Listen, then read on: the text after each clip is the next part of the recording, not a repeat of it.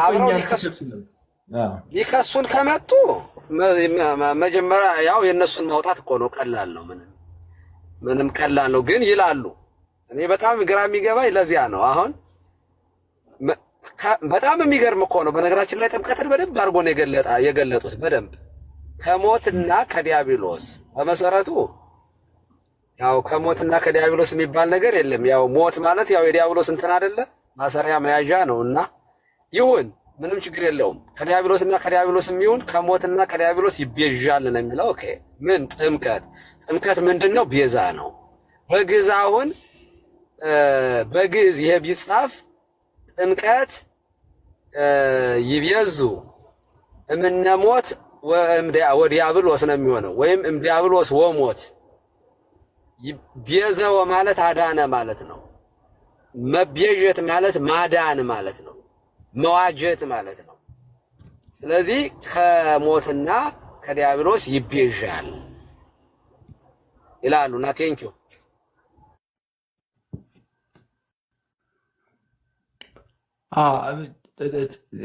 ተረዳኸው ናቱዬ? ኦኬ ለእኔ ነበር እንደ ቀሲስ።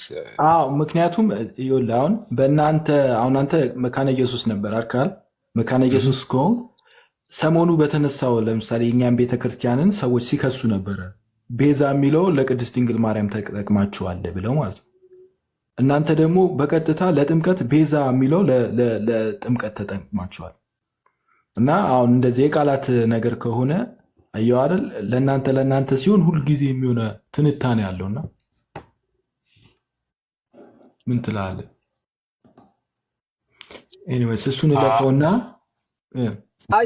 ይታለፍ። እኔ በዚህ በአጋጣሚ እንዲታይ ብዬ ነው ወደ እምነት ብቻ ይሄድ። ግን ስላነሳኸው ለምሳሌ ብለህ ስላነሳኸው ለጠቅላላ እውቀት እንዲሆን ነው ያነሳሁት። ሰው እዚህ ላይ ስታክ እንድታረጉ አልፈልግም።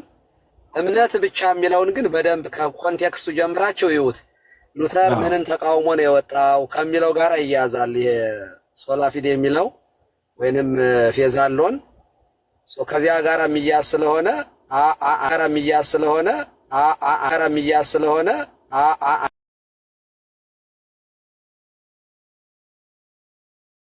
ጥምቀትም አለዋል መካነ ኢየሱስ ውስጥ አይደል ወንድሜ? that's right. that's right.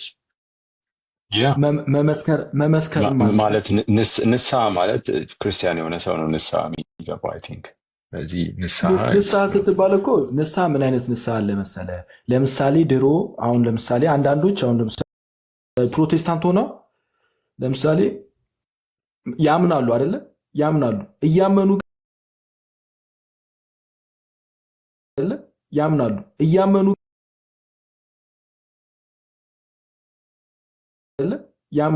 እያመኑ ግን ንስሐ ሌላው ላንጉጁ ሪግሬት ነው አይደለ? ሪፔንት ሪግሬት ነው። ስለዚህ ሪግሬት ማለት ልብህ መመለስ የነበረ ክርስቲያን የነበረ ሰው ወደ ተመልሶ ማለት ቆዩ።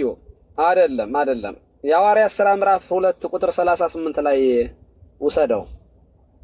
ንስሐ ግቡ ይላል እዛ። ቆይ ላውጡ ልሰደው።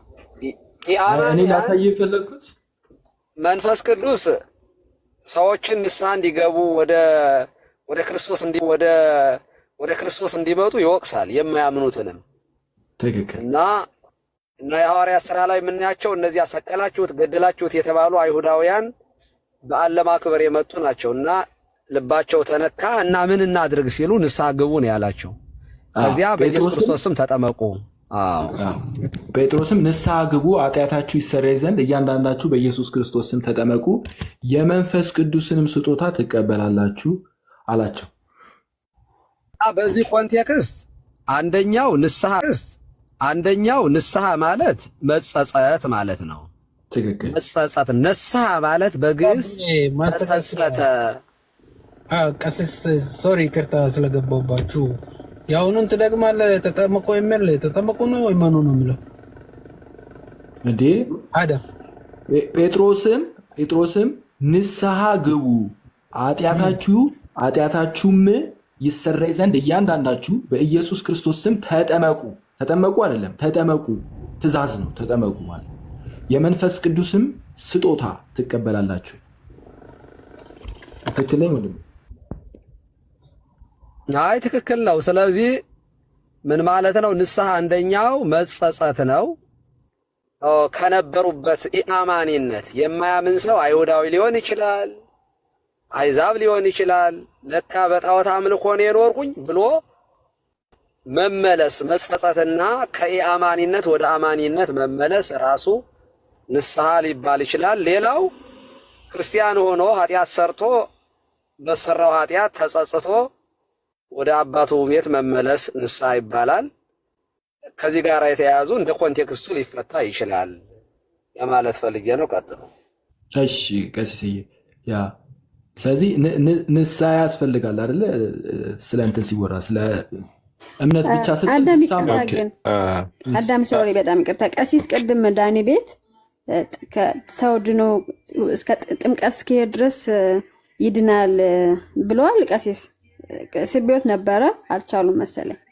እሱም ቢመልሱ አይ ቅድም አቋርጠው ነው ቴንኪው ብዬ ነበር። አጋቶን ጠይቆኝ ያው ወደ ሌላ ስለሄዳቸው ነው። በነገራችን ላይ ከልብ ነው የማመሰግነው። ሀና ያላልኩትን ሲሉ እየተከላከልሽ ነበር እና በጣም የሚገርም ነው። በጣም ማዘኔ ልነግርሽ ፈልጋለሁ በዚህ አጋጣሚ። እኔ ስለ እምነቴ በነገራችን ላይ ሳወራ የሆነ እንደው እንደዚህ ይባል ይሆን እያልኩ አላስተምርም። በተፈጥሮ እንደዚህ ያለ ፍርሃት ምናምን እምነት ነው ይሄ። በጣም በኮንፊደንስ የምመሰክረው ነው። የተጻፈ ነገር ነው የማወራው። ደግሞ ማለት የተማርኩትን ከመምህራን የተማርኩትን ከቅዱሳት መጻሕፍት ከቤተክርስቲያን መጻሕፍቶች ደግሞ ያየሁትን ነው የማስተምር እኔ እንጂ የሆነ ይመስለኛል ስገምት እያልኩኝ እኔ አላስተምርም። ኦኬ። እና ሳስተምር የነበረው ቅድም ምንድን ነው እምነት ያድናል፣ እምነት ያድናል፣ እምነት ያድናል ወይ ብሎ አንድ ሰው ቢጠይቃችሁ አዎ እምነት ያድናል፣ ምን ጥያቄ አለው? እመን እንጂ ትድናለህ ተብሎ ተጽፏል። እምነት ያድናል፣ ምንም ጥያቄ ውስጥ የሚገባ አይደለም። ታዲያ የሚያድነው እምነት ምን አይነት እምነት ነው? እምነት ያድናል ሲባል ምን ማለት ነው ተብሎ ዲፋይን መደረግ አለበት። እምነት የሚባለው ምንድን ነው? በመጽሐፍ ቅዱስ ውስጥ ያድናል ያድናል ያድናል ያድናል ተብለው የተጠቀሱ ጥቅሶች አሉ እና እነዚህ ሁሉ ምንድን ናቸው ታዲያ? ስንት መዳኛ ነው ያለው ከተባለ ዘሆል ፓኬጅ ነው። እምነት የሚባለው የሆነ ሲንግል ነገር አይደለም። ለምሳሌ ያመነ የተጠመቀ ይድናል ስል ኦኬ፣ ያመነና የተጠመቀም ይድናል ይላል። ስለዚህ ጥምቀት ያድናል እንላለን። እምነት ያድናል፣ ጥምቀት ያድናል፣ እምነት ከጥምቀት ጋር ያድናል እንላለን። ኦኬ። ከዚያ የጌታን ስም የሚጠራ ይድናል ይላል። ኦኬ፣ ይህም ያድናል። ጌታን ስም መጥራትም ያድናል። ከዚያ እስከ መጨረሻው የሚጸና ይድናል ይላል። ኦኬ፣ መጽናትም በእምነት መጽናትም ያድናል። ይሄ ሁሉ ታዲያ ስንት የመዳን መንገድ ነው ያለ ብሎ አንድ ሰው ከጠየቀ ጅል ነህ። የምናምነው ዘሆል ፓኬጅ ነው። ወንጌል በወንጌል ነው የምናምነው። ሲጀመር ነስሑ ወእመኑ መንግስተ ሰማያት ቀርባለችና በወንጌል እመኑ ተብሎ ነው ወንጌል የሚሰበከው። በቃ በወንጌል እመኑ። ወንጌል ማን ነው? ስለ ልጁ። ወንጌል ማን ነው? ልጁ ስለኛ ስለሰዎች የጻፈው ወይንም የነገረን ያስተማረን ትምህርት ማለት ነው። ስለዚህ የምናምነው በክርስቶስ ሲሆን የምናምነው በክርስቶስ ስናምን ደግሞ ክርስቶስ ያስተማረውን ሁሉ አሜን ብሎ መቀበል ነው። ስለዚህ ክርስቶስ ያስተማረው ምንድን ነው? ጥምቀትን አስተምረዋል፣ ስለ ቁርባን አስተምረዋል። ስለዚህ ስሙ እንደሚያድን አስተምረዋል፣ እስከ መጨረሻው መጽናት እንደሚያድን አስተምረዋል። ስለ እምነት ያድናል ስንል ይህንን ሁሉ ነው እንጂ ጥምቀትን ለብቻ ከእምነት ነጥለን ጥምቀትን ለብቻ ወስደን ከክርስቶስ ለይተን እንደዚህ የሚባል እምነት የለም ሲጀመር ከጅማሬው ማለት ነው። እምነት ያድናል። አዎ ያድናል። ታዲያ ምንድን ነው የተጠየቅኩት ጥያቄ? አንድ ሰው አሉኝ አምኖ ድንገት ሳይጠመቅ ቢሞት ይድናል አይድንም የሚል ጥያቄ ተጠየቅኩኝ። ኦኬ፣ እንደዚህ ያህል ጥያቄዎች ቢመጡ ይሄ አንደኛ ጥምቀት ዶግማ ነው፣ ያልተጠመቀ አይድንም። በቃ አጠቃላይ ይሄ ለማንኛውም ሰው የሚሰራ ህግ ነው። ይሄ በቃ እምነት ነው ይሄ። በቃ ለማንኛውም ሰው የሚሰራ ነው። ኦኬ አሁን ለሁሉም የማይሰራ ነገርስ ቢመጣ ነው። አሁን ይሄ ደግሞ በተለየ ሁኔታ የምናያቸው ነገሮች ሊኖሩ ይችላሉ። ለምሳሌ አልሁኝ እኔ አንድ ሰው አመነ። እንግዲህ በነገራችን ላይ ሰው እለቱን አምኖ ወዲያው የማይጠመቅ ሰው ሊኖር ይችላል። ገና ይቀረኛል በደንብ መማር አለብኝ ካለ አንድ ሰው በግድ ወስዳችሁ ጸበል ውስጥ ወይም ውሃ ውስጥ አትጨምሩትም። ሰውየው በፍጹም ልቡ ማመን አለበት። መጀመሪያ ትምህርት ይቀድማል። ማስረጃ መጽሐፍ ቅዱስ ትምህርት እንደሚቀድም አንደኛ እምነት ከመስማት ነው፣ መስማት በእግዚአብሔር ቃል ነው። የሐዋርያት ሥራ ምዕራፍ 8 ቁጥር ከ30 ጀምራችሁ አንቡት። ጃንደረባውን ፊልጶስ ሄዶ አስተማረው። አስተምሮ ወዲያው ሲያጠምቁ አናይም። አስተማረው። ያነበው የነበረውን የሚተረጉምልኝ ሳይኖር አለው። ተረጎመለት። አስተማረውና ታዲያ ሲያስተምረው በክርስቶስ ማመን እንዳለበት ሲያስተምረው ስለ ጥምቀትም አስተምሮታል። ምክንያቱም አምኖ መጠመቅ እንዳለበት ነው ሐዋርያት ያስተማሩት። ያመነ የተጠመቀም ስለሆነ የሚድነው በክርስቶስ አምነው ሲጠመቁ ያ የነበሩበት ኃጢአት ይሰረይላቸዋል ነው የወንጌል ሐሳብ እሱ ነው። ኦኬ ጴጥሮስ የሚያደረገው ባለ 50 እሱን ነው። ጌታችን የሚያስተማረው የዮሐንስ ወንጌል ምዕራፍ 16 ቁጥር 7 ላይ እሱን ነው። አሁን ምን አደረጉ? ወረድ ሲሉ ፊልጶስ እና ጃንደረባው አብረው እየሄዱ ነው። ከዚያ ጃንደረባው ምን አየ? ውሃ አየ። ልብ አድርጉ፣ በደንብ አንቡት ያንን መልእክት። ውሃ ሲያይ ጃንደረባው ያለው ነገር ታያላችሁ። ታዲያ እንዳልጠመቅ የሚከለክለኝ ምንድን ነው ብሎ ነው የጠየቀው። ውሃ ነው ያየው። ልብ አድርጉ፣ ስለ ጥምቀት ተምሯል ማለት ነው። ታዲያ እንዳልጠመቅ ማን ይከለክለኛል? የውሃ ጥምቀት እንዳለ ነው የነገረው። ልክ ውሃ ሲያይ ግን ወዲያው ውሃ መጠመቅ እንዳለበት ትዝ አለውና ታዲያ እንዳልጠመቅ ምን ይከለክለኛል አለ። አይ የሚከለክልህ አለማመን ነው። በፍጹም ልብህ ካመንክ ይቻላል አለ። ካመንክ በፍጹም ልብህ ብታምን ይቻላል አለው። አምናለሁ በፍጹም ልቤ አለ። አይ ካመንክማ ማንም የሚከለክልህ የለም አለው። አጠመቀው። ልብ አድርግ። ሰው እለቱን አይ ገና ይቀረኛል በደንብ ልማር ካለ ራሱ ኃላፊነት ስለሚወስድ እንደዚህ ያለ ሰው ሙሉ በሙሉ ኃላፊነቱን የሚወስደው እሱ ነው።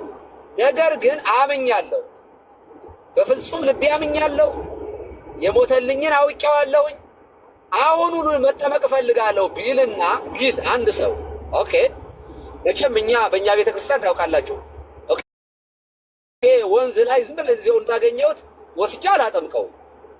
በጥንት ነበረ ገና ስርዓት በደንብ አልተሰራም፣ መቅደስ በደንብ አልሰሩም ገና ቤተክርስቲያን። ስለዚህ በነበረው ነገር ያገለግላል። አሁን ላይ ስርዓት አለን፣ ቀኖና አለን፣ ቤተ መቅደስ አለን። የአማኞችን ወስደን የምናጠምቅበት ቦታ አለ እንጂ ዝም ብዬ መንገድ ላይ እዚህ ቲክቶክ ላይ 7 ቁጥር ተጫነ ብሎ ጌታን ተቀበል የለም። ኦልሬዲ አሁን መቅደስ አለን፣ የራሳችን ስርዓት አምልኮ መፈጽመት አለን። ስለዚህ ይሄ ሰው አምኛለሁኝ አሁኑን አጥምቀኝ ቢለኝ ምንድን ነው የማደርገው? ኦኬ ነገ በጠዋቱ እንደዚህ አድርጌ ቅዳሴ መቀደስ አለበት። ቅዱስ ቁርባን አብረን ስለሆነ የምናቀብለው ለነገ ቀጥረዋለሁ። ይህን ሰው ግን አይበለውና ይሄ ሰው ነገ ሊጠመቅ ቀጠሮ ይዟል።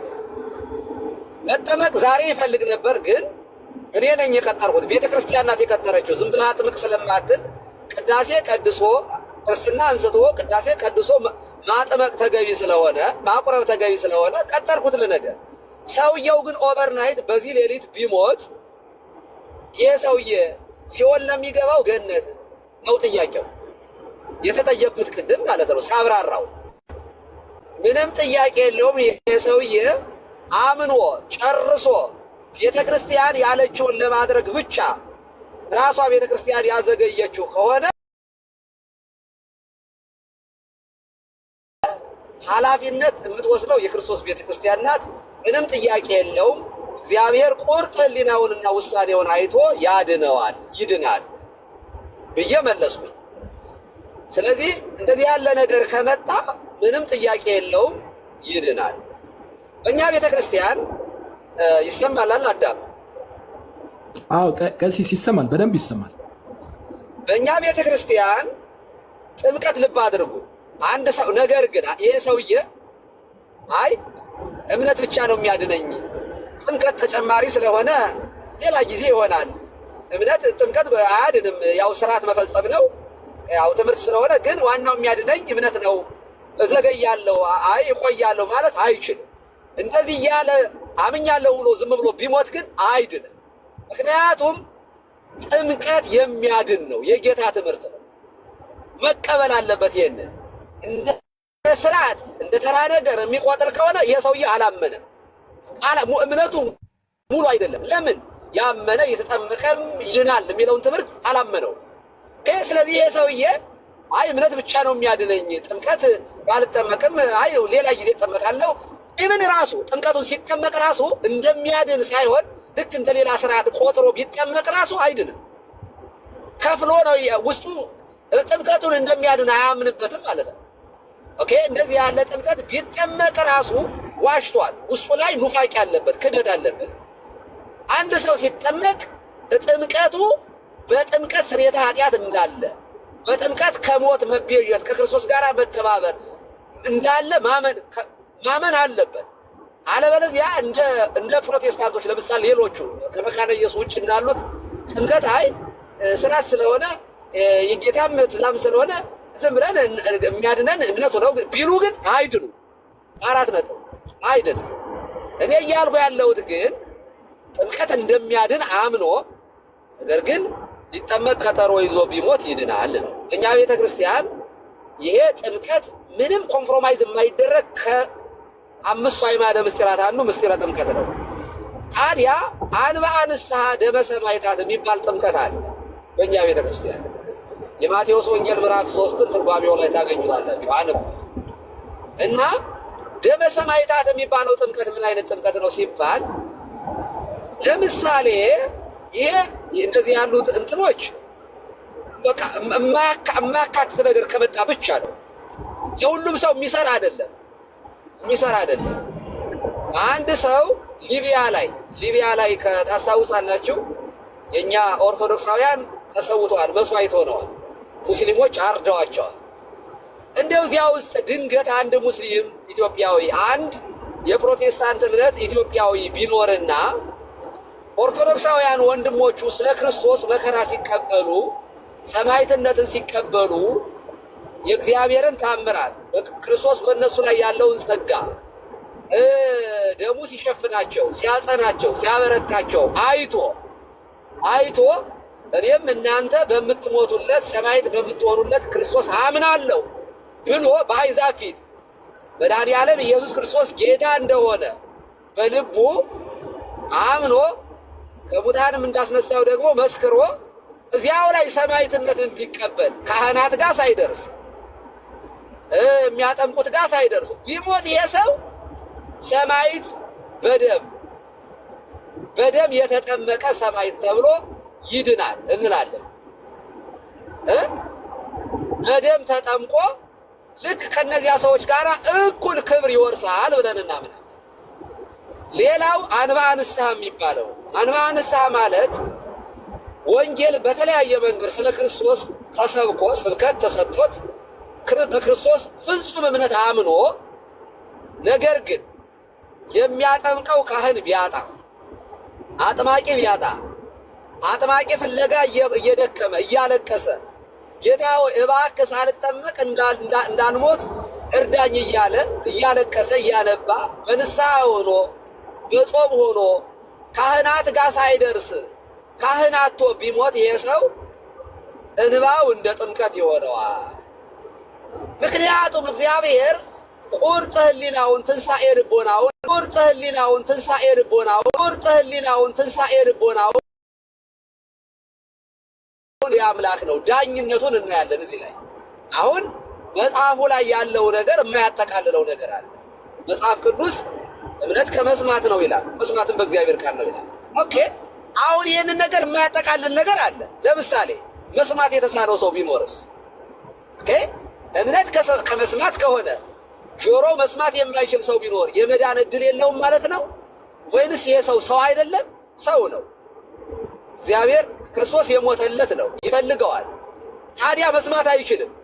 እናሳ እንዴት ነው የሚድነው? ባይሰማም በምልክት በስዕል በተለያየ መንገድ ተሰብኮ እኔም አውቃቸው እየቆረቡ ትዳር ይዘው ልጆቻቸውን እያስተማሩ የሚኖሩ መስማት የተሳናቸው ሰዎች አሉ። እነዚህ ሰዎች መስማት ቢሳናቸውም ወንጌል ባይሰሙም ያስቀድሳሉ። የሚገርማቸው ቤተክርስቲያን ያስቀድሳሉ፣ ግን እኮ አይሰሙም። አብረው በቤተክርስቲያን በሚደረገው ሱታፌ ይሳተፋሉ፣ ይመጣሉ፣ ቤተክርስቲያን ይሳለማሉ፣ ግን አይሰሙም እኮ። እግዚአብሔር ግን ይቀበላቸዋል ወይ ጸሎታቸው? በነገራችን ላይ መጸለይ ይችላሉ፣ ምክንያቱም አፋቸው አይናገር እንጂ ከእግዚአብሔር ጋር መግባባት ስለሚችሉ። ስለዚህ አሁን ይሄ ወንጌል እምነት ከመስማት ነው፣ መስማት በእግዚአብሔር ቃል ነው። ስለዚህ ለመስማት ጆሮውን መክፈት እንዳለበት፣ ወንጌል ሲሰበክ ማዳመጥ እንዳለበት ነው የሚነግረን ወንጌል። ስለ መስማት ስለተሰራቸው ግን አልጻፈልንም እና ለእነዚህ ሰዎች እግዚአብሔር አይገደውም ማለት ነው አይደለም። ወንጌል ዘሆል ነው የሚናገረው። በሴት አንቀጽ መጽሐፍ ቅዱስ አይናገርም። ሴቶችን ያመነ የተጠመቀም ይድናል ይላል። ኦኬ፣ ያመነች የተጠመቀች ትድናለች የሚል ስለሌለ ሴቶችን አያጠቃልልም ማለት ነው አይደለም። ስለዚህ ስንረዳ መጽሐፍ ቅዱስን የእግዚአብሔርን ፍትሐዊነት፣ ዳኝነት መጽሐፍ ቅዱስ እኛ እንድንመራበት የተጻፈ ነው እንጂ እግዚአብሔር በመጽሐፍ ቅዱስ አይተዳደርም። ለእኛ በተጻፈ ሕግ አይታሰርም። እግዚአብሔር ከሕግ በላይ ነው። ኦኬ። ስለዚህ መጽሐፍ ቅዱስ ለክርስቲያኖች መመሪያ፣ መዳኛ፣ የክርስቲያኖች ሕግ ሆኖ የተሰጠ የአዲስ ኪዳን ሕግ ነው። እግዚአብሔር ግን ከሕግ በላይ ነው። ፍትሐዊነቱን እናያለን፣ ዳኝነቱን እናያለን። ስለዚህ ሕፃናትንም የተለያዩትን የምናያቸው ከዳኝነቱ ከፍትሐዊነቱ የእግዚአብሔርን ባህሪ መርምረን ተርጉመን በማስተማር ነው። ከዚህ አንጻር ነው እኔ አንድ ሰው ሊጠመቅ እየሄደ መንገድ አሁን እንደው ጠዋት ተነስቶ ወደ ቤተክርስቲያን እየሄደ መኪና ተገልብጦ ቢሞት እንዳትጠራጠሩ፣ ይህ ሰው ይድናል። ምኑ ነው ያዳነው? እምነትን በክርስቶስ አምኗል። ጥምቀት እንደሚያድን አምኗል። የቀረው የእሱ ድርሻ ሳይሆን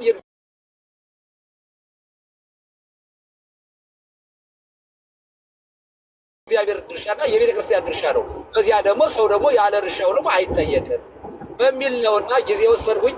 ሰፊ ማብራሪያ የሚጠይቅ ስለሆነ ነው። ተጨማሪ ጥያቄ ከፈለጋችሁ ግን ምንም ጥያቄ የለውም፣ መመለስ እችላለሁ። በነገራችን ላይ ቅድም ተጠቀስኩላቸው የማቴዎስ ወንጌል ምዕራፍ 3 ላይ ጥምቀት 8 ወገን ነው። 4ቱ ምሳሌ ነው፣ የብሉይ ኪዳን ነው። 4ቱ አመናዊ ነው፣ የአዲስ ኪዳን ነው። ቅድም እንደነገርኳችሁ ዋነኛው ጥምቀት ለአዲስ ኪዳን የተሰጠው መዝገበ ውሉድ ፍቁራን የተባለች የጌታ ጥምቀት ተጠምቆ ተጠመቁ ያላት ናት። ያመነ የተጠመቀ የሚድንባት ናት። ዳግም ልደት የሚያገኝባት ናት። የኃጢአት ስርየት የሚያገኝባት ናት። አንደኛዋ ይች ናት። ለሁሉም የምትሰራው ይች ናት። ነገር ግን ይሄ የማያጠቃልለው ከሆነ ግን አንበአ ንስሐ ደመ ሰማዕታትና ባሕረ እሳት የሚባል አለ። ባሕረ እሳትን የእኛ ቤተክርስቲያን አትቀበሉ። ስለዚህ እዚያ ስታነቡ እዚያ ላይ ተጽፎ ብታገኙት የተጻፈውን ሁሉ ቤተክርስቲያን ትቀበላለች ማለት አይደለም። ትምህርት ግን እንደዚህ ያሉ ሰዎች አንዳንድ ነገሮች ብታገኙ ኮንፊውዝ እንዳትሆኑ፣ ባሕረ እሳት የሚባለውን የእኛ ቤተክርስቲያን አትቀበልም ለማለት ነው። ቴንኪዩ። እሺ፣ ቃለ ሕይወት ያሰማልን ቀሲስ። ቃለ ሕይወት ያሰማልን ቀሲስ ነው። አንዬ እንቀጥላ። አይ ግልጽ ነው። እኔ ቅድም እኮ ግልጽ ነበረ፣ ግን ትንሽ ኮንፊዝ የነበሩ ሰዎች ነበሩ፣ ለዛ ነው። እሺ፣ እኔ ስላልነበርኩ ነው፣ ይቅርታሽ። እኔ ጋሽ ድባኩሉ ጥያቄ ያለኝ ለጋሽ ድባኩሉ። ሶሪ በላይ ቆይ፣ በቃ አሁን ወደ ርዕሳችን እንመለስ። መጀመሪያ ግን እናጋቶን ምናልባት እንደው የተሳሳትኩት ነገር ካለ ማረም ትችላላችሁ። አዳም እናንተ እኔ ለመታረም አምሬድ ሁልጊዜ እና ጥያቄም ካላችሁ ለእናንተም እድል እሰጣለሁ። በፍጹም በቃ ትክክል ነው ያሉት። ሀናም እያለች የነበረችው ኤክሴፕሽናል እያሉ ነው። ስለዚህ በኤክሴፕሽናል ዶግማ አይሰራም እያለች ስለነበር ነው። ትክክል ነው ያሉት። በቃ ወደ ርዕሳችን እንመለስ። ሀና ከተመለሰ ያው ያመነ የተጠመቀ ይድናል የቤተክርስቲያናችን አስተምሮ። ግን ደግሞ አንዳንድ ሁኔታዎች ሲከሰቱ በቃ እንትን የሚልበት ሁኔታዎች አሉ። ይድናሉ ብለን የምንልበት ጊዜ አለ ነው ዋናው። ኤክሰፕሽናል ኬዞች ናቸው በደንብ የምትይዙልኝ። ሌላው አይሰራም፣ ለሁሉም ሰው አይሰራም። ለምሳሌ ሐና አለች፣ ኦኬ አመነች። የምታምነው ልብ አድርጉ ጥምቀት እንደሚያድን ጭምር ነው ያመነችው። የሚያድነው እምነት ጥምቀት እንደሚያድን የሚያምን እምነት መሆን አለበት። እምነት በክርስቶስ የሚያምን እምነት በወንጌል የተጻፈውን እንደተጻፈ የሚያምን ነው። ከፍኖ አየኛው ለዚህ ነው እያለ የሚተረጉም ከሆነ ግን ይሄ እምነት ሲጀመር አማኝ አያሰኘው። ስለዚህ ጥምቀቱን እኮ አምኖታል ኦልሬዲ በጥምቀት እንደሚያድን ያመነ ሰው ነው የሚድነው። ኦኬ ስለዚህ ኤክሰፕሽናል የሆኑ ነገሮች እንደተባለው መጽሐፍ ቅዱስ አይ ቤተክርስቲያን እኛ አናቅም መጽሐፉ ዝም ያለውን ዝም እንላለን የሚባል ነገር የለም። ምክንያቱም ቤተክርስቲያን አዋቂ ናት። ቤተክርስቲያን መርማሪ ናት።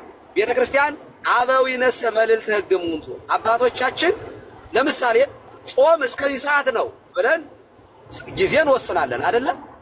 ይሄ ማለት ግን ለሁሉም ሰው ይሰራል ማለት አይደለም። ለታመመ ሰው ላይሰራ ይችላል። ኦኬ ለታመመ ሰው ላይሰራ ይችላል። ሁሉም ሰው እስከ 9 ሰዓት መጾም አለበት። ይሄ ቀኖናው ነው ዘሆ ለሁሉም የሚሰራ ሲሆን ኦኬ ኤክሰፕሽናል ኬዞች ሲመጡ ግን አበው ይነሰ መልዕልተ ሕግ እሙንቱ እንላለን። አባቶቻችን ከሕግ በላይ ናቸው። ሕጉን እየተረጎሙ ሕጉን እያብራሩ ሕጉን ለአማኞቹ በልካቸው እየሰፉ መስጠት ተገቢ ስለሆነ ማለት ነው። ያ ኤክሰፕሽናል ላይ ግን ተመስርቶ ኦኬ እችላለሁ በቃ እኔ እንባዬ ይበቃኛል ቢል አንድ ሰው አይድንም። አይ እኔ በደም ነው የምጠመቀውና ውሃ ጥምቀት አያስፈልገኝም ብሎ አንድ ሰው ሰማዕት ቢሆን አይድንም። ብታምኑ ባታምኑ እኔ የማወራው ጊዜ የማይሰጥ እድል የማይሰጥ ሰውየው ፈልጎት ግን የፈጣሪ ድርሻ ብቻ ሆኖ የቀረውን ነው እያወራሁት ያለው እና እዚህ ላይ ተንጠልጥላችሁ ራሳችሁን አታጽናኑ ለማለት ነው። ቴንክ ዩ። እሺ ቃል በድጋሚ ቃል ይተማል። ሰላም ሰላም እንደት ነው? ሰላም ቄስ ሲባርኩን ምንድነው ይሄ አሁን የተናገርነው ኤክሴፕሽን ምንድነው? ሁሉ ከተሟላ እዛ ላይ ነው ጥያቄ ካነሳን ይሄ እምነት አይደለም። ሁሉም ተሟልቶልን ትምህርት እንትን ይላል። በመጀመሪያ እንደውም ጥምቀት ስለ ጥምቀት ማመን ምናምን ሳይሆን ሰው ያምናል ይጠመቅ ነበረ። በኋላ ላይ ግን በጥምቀት ማመን አለብን ለመዳን የሚባል ጥያቄ ስላለ በኋላ እምነት ላይ ጥያቄ ሲመጣ እንትን ላይ ጥምቀት ላይ በሁለተኛ ጉባኤ ስለ ጥምቀት መመስከር አለብን ሆኖ ዶግማ ሆነ። ለምን ጥምቀት የኃጢአት ስርየት አያስገኝም፣ ብዙ ጥምቀት አለ ብለው መናፍቃን ሲነሱ ይህንን ነገር ማመን አለባችሁ ብሎ ዶግማ ሆነ። ልክ የስላሴ ትምህርት በስላሴ ያምናሉ፣ ግን የስላሴ ትምህርት ላይ ጥያቄ ሲነሳ ዶግማ ሆነ። በእንትን ላይ በጉባኤው ላይ ይሄንን መመስከር አለባችሁ ተብሎ አንድ ሰው ያምናል፣ አዎ ይጠመቃል። ይህ ምንም የቤተክርስቲያን እንትን ነው። ግን ብዙዎቹ እኮ በመጀመሪያ ክፍለ ዘመን ሳይጠመቁ ነው የሞቱት። ክርስትና ተስፋፍቶ በእንትኖች ምን የሚባሉት በቃ ሰዎች ከኢየሩሳሌም ሰምተው ወደ ሌላ ሀገር ክርስትናን እየሰበኩ ኢየሱስ ክርስቶስን ብዙ ሰው ያወቁ ያልተጠመቁ እኮ ብዙዎች ሞተዋል። አንጾኪያ ኢትዮጵያ ራሱ የኢትዮጵያ ጃንደረባ ኢትዮጵያ ሄዶ ትምህርትን አስተምረዋል። የክህነት ስራ ግን በአራተኛ ክፍለ ዘመን ነው እንትን ያለው። አሁን እነዚህ ሁሉ አልዳኑ ምንላል አንልም። እኛ እያልን ያለው መጽሐፍ ቅዱስ የሚለው አይደለም። ጥምቀት እምነት ራሱ ኤክሴፕሽን ይሆናል። ለምሳሌ አማዞን ሄደክ ወንጌል ያልተሰበከን ሰው እግዚአብሔር ሲኦል ውስጥ አይከተውም። ለምን? እምነት ከመስማት አይደል? ሳይሰማ እንዴት ነው የሚፈረድበት ይላል። 2 ላይ ሮሜ 2 ላይ እግዚአብሔር ለመፍረድ ሳይሆን የሚሮጠው ልክ እንደ ሰው ለማዳን ነው እንትን የሚለው። ጨካኝ አድርገን ነው ብዙ ጊዜ እግዚአብሔር የምንሰራው። እግዚአብሔር ይሄንን አድርጎ አለ። ግን ይሄ ባልተሟለበት ቦታ ደግሞ ሌላ መንገድ ይፈልጋል እግዚአብሔር ሰውን ለማዳን። በህሊናው ይጠይቀዋል። እኛ እያልን ያለ ነው ጥምቀት ያድናልም ስንል ለምሳሌ መስቀሉ ላይ ወንበዴው ተሰቅሏል አይደል? አልተጠመቀም፣ ጥምቀትም አልነበር ብለን እስቲ እንውሰደው። ይሄ ሰውዬ ከመስቀሉ ላይ ወርዶ እኔ አልጠመቅም በቃ አንዴ መስክር ያለው በቃ በጎ ህይወትም አልኖርም ቢል ይሄ ሰውዬ አይድንም። መስቀሉ ላይ ግን በዛን ጊዜ አመነ፣ መሰከረ፣ እግዚአብሔር ይህንን ተቀበለው። ግን ያ ሰውዬ ወርዶ በቃ አልጠመቅም አንዴ ከጌታ ጋር ተሰቅዬ መስክር ያለው ቢል አይድንም። እና የተሟላን ነገር ነው እኛ እያወራን ያለ ነው። ቤተክርስቲያን ተመስርታለች፣ ቀኖና አላት፣ ካህናት አሏት፣ ሁሉ ነገር ከተሟላ በኋላ እና እምነት ራሱ ኤክሴፕሽን አይሆንም ወይ? ቄስስን ለመጠየቅ የፈለግኩት አንድ ሰው ያልሰማ ከህፃንነቱ ሙስሊም ወይም ፕሮቴስታንት ሆኖ ያደገ እውነተኛውን ትምህርት በቃ የሆነ የእነሱን ትምህርት ይዞ ሄደና ልቡ ግን ንጹህ ሆነ፣ ይህ ሰው የእግዚአብሔር ይፈርድበታል? ጥሩ ጥያቄ ነው። በቀላሉ እኔ ከዚህ ቀደም አንስቼው ነበር። ስፒሮስ ለምሳሌ ኦቲዝሞች አሉ። አሁን ኦቲዝሞችን ስንወስድ አንደርስታንድ ማድረግ የማይችሉ ምናልባት ነብሩን የማይፈሩ ሊዳስሱት የሚችሉ መሸ ብለው ወደ ቤታቸው የማይገቡ ማለት አይምሯቸው የሳቱ ሰዎች አሉ አይደለ? መሸ ብለው ወደ ቤት መግባት የማይችሉ ራበኝ ብለው ምግብ ፍለጋ መሄድ የማይችሉ ክፉና ደጉን የማያውቁ ሰውነቴ ቆሸሸ ብለው የማይታጠቡ አሁን እነዚህ ሰዎች አሁን ወንጌል ደብሰብክላቸው ይሰራል? በክርስቶስ እመኑ ብትላቸው ምንድነው አሁን ለነዚህ ሰዎች አይሰራም። ኦኬ ታዲያ እነዚህ ሰዎች እግዚአብሔር ሲኦል ይከታቸዋል? አሁን እኔ እውነት ለመናገር ይሄንን ጤነኛ የሆነ አይምሮ ያለው ሰው ነው የሚያስፈልገው እዚህ ላይ እና የሥላሴን ወይንም የእግዚአብሔርን ባህሪ ማወቅ ነው። ለምሳሌ እምነት ስለ እግዚአብሔር የምናውቃቸው ነገሮች አሉ አይደለ? እግዚአብሔር በምን ይታወቃል ስንል በመግቦቱ አለወት እግዚአብሔር በስነ ፍጥረቱ ምናምን በቸርነቱ ይሄንን ሁሉ ስለ እግዚአብሔር ባህሪ እንማራለን እናውቃለን። ስለዚህ ከባህሪው ከእግዚአብሔር ባህሪ ተነስተን ማለት እኛ የምናውቃት ማለት ነው። እግዚአብሔር እንደው ሙሉ በሙሉ ይታወቃል ማለት አይደለም። እግዚአብሔር እንደው ሙሉ በሙሉ ይታወቃል የሚል ትምህርት እኛ ጋር የለም። ኔጌቲቭ ቴዎሎጂ ነው እኛ የምንቀበለው ሲጀመር እና የአፖፋቲክ እና የካታፋቲክ ቴዎሎጂ የሚባል አለ እና ኔጌቲቭ ቴዎሎጂ ነው እኛ የምንቀበለው። ኔጌቲቭ ማለት ምን ማለት ነው? እግዚአብሔር ሙሉ በሙሉ ተመርምሮ ያውቃል ብለን አናምንም። አንዳንዶቹ ግን አይ እግዚአብሔር በሚታወቀው ነገር እኛ ሁለቱንም እንቀበላለን። ባይዘው ፖዘቲቭ ቴዎሎጂ አፖፋቲክ የሚባለው አይ እግዚአብሔር ስለገለጠልን እንድናውቀው ገልጦልናል ራሱን፣ ስለዚህ እግዚአብሔርን እናውቀዋለን የሚል ነው የኛው ቴዎሎጂ። አይ ይሄኛውን እኛም እንቀበላለን፣ ግን አይ ይሄ ብቻስ አይደለም። ካታፋቲክ ቴዎሎጂ ወይንም ኔጌቲቭ የሚባለው አይ እግዚአብሔር አዎ የገለጠልን ያህል እናውቀዋለን፣ ግን ሙሉ በሙሉ ግን አናውቀውም፣ አይታወቅም። በፍጥረት ተመርምሮ የሚያውቅ ፈጣሪ የለም። እንደው ሙሉ በሙሉ ካወቅነውማ ፈጣሪ መሆኑ ይቀርና በፍጡር የሚመረመር ከሆነ እሱ አምላክ አይደለም። ስለዚህ ካታፋቲክ ቴዎሎጂን እኛ እንቀበላለን። አሁን እግዚአብሔርን እንደዚህ እንመረምረውና እንደዚህ ያሉትን እግዚአብሔር አይምሯቸው ሰዎች ያሳበዷቸው። እንደው በነገራችን ላይ እንደው በራሳቸው ያበዱ ሰዎች ቢሆኑ እግዚአብሔር በራሳቸው ስላበዱ ራሱን ያጠፋ ሰው ይጸድቃል ብለን አናምንም እኛ። ግን ሰዎቹ ያሳበዷቸው ሲወለዱ ጀምሮ ኦቲዝም የሆኑ ሰዎችን እምነት ስለሌላቸው ማለት ክፉና ደጉን ስለማያውቁ፣ እምነት እንግዲህ ህሊና ነው፣ ክፉና ደጉን ማወቅ ነው። እነዚህ ሰዎች ግን ክፉና ደጉንም አያውቁም። ራበኝ አብላኝ አይሉ። እንደዚህ ያሉትን ሰዎች ላይ አሁን እምነት አይሰራም፣ አፕላይ አያደርግም። እናሳ ሲኦል ይገባሉ? ኧረ በፍጹም። እንዴት? እግዚአብሔር መሐሪ ነው። እግዚአብሔር ህግ ሳይሰራ ነፃ ፈቃድ ሳይሰጥ ሰውን አይኮንንም። ነፃ ፈቃዱ መምረጥ የሚችል ፈቃድ ሳይሰጥ እግዚአብሔር እንዴት አድርጎ ነው በምንድን ነው የሚፈርድባቸው? የስ ኦር ኖ እቀበላለሁ አልቀበልም፣ አምናለሁ አላምንም የሚል ፈቃድና አይምሮ ሳይኖራቸው እንዴት ነው እግዚአብሔር የሚፈርድባቸው? በታምር። እኔ እንዲያውም እነዚህ ሰዎች እኔ ነፃ ፈቃድ ኖሮኝ ክርስቶስን አውቀዋለሁ ከምለው የተሻለ ቦታ ላይ ይቀመጣሉ ብዬ ነው የማምነው።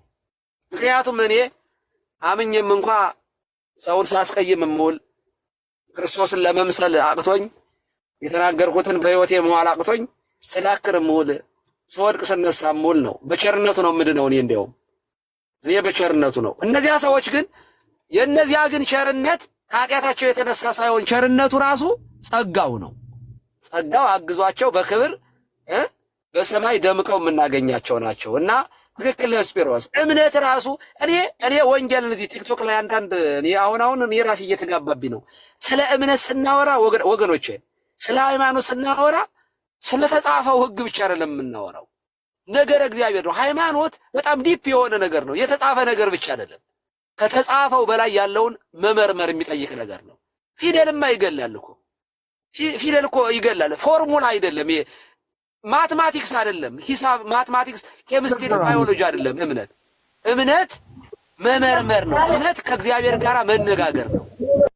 እምነት እግዚአብሔርን በትክክል ማየት መቻል ነው እንጂ እምነት ዝም ብሎ የሆነ የተጻፈው ላይ ብቻ ያለ ነገር አይደለም። የተጻፈው ለምክር፣ ለተግሳጽ፣ ልብን ለማቅናት ነው። እና ይሄንን በደንብ አድርጎ መመርመር ያስፈልጋል ማለት ነው። ስፒሮስ ቴንኪው።